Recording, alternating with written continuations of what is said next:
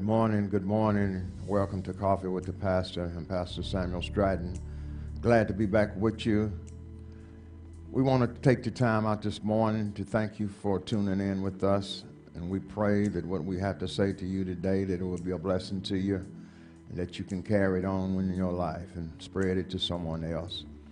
I want to talk this morning for just a few moments from the 16th chapter of the book of Luke, in that parable that Jesus spoke about the rich man and Lazarus.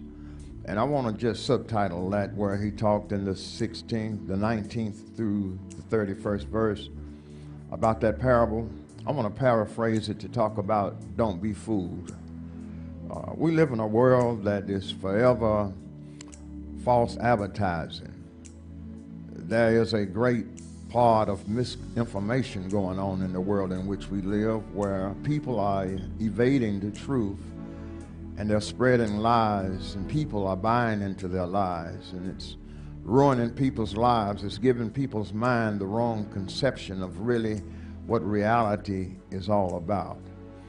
And I want to talk to you just for a few moments this morning about don't be fooled.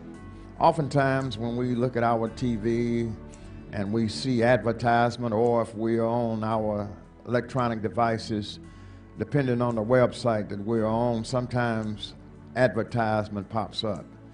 It pops up to show us product that people want us to spend our hard-earned money for, and it gives us the conception that the product that is being sold will solve the issue of what we are trying to resolve.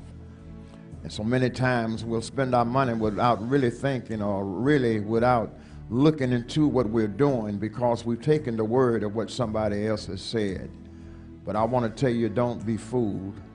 In the 16th chapter of Luke, we have a story of something that you cannot afford to be misled about.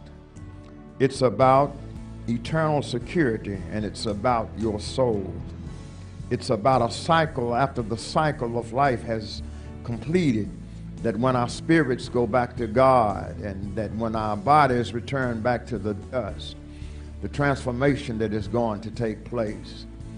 But it's something very interesting about this story, because there is a misconception among people that once they're dead, it's over with. There's nothing else to go through.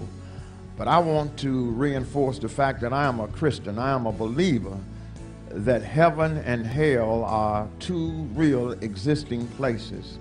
Because if it was not, God would have not have warned us, and Jesus would not have died for us to go to one of them.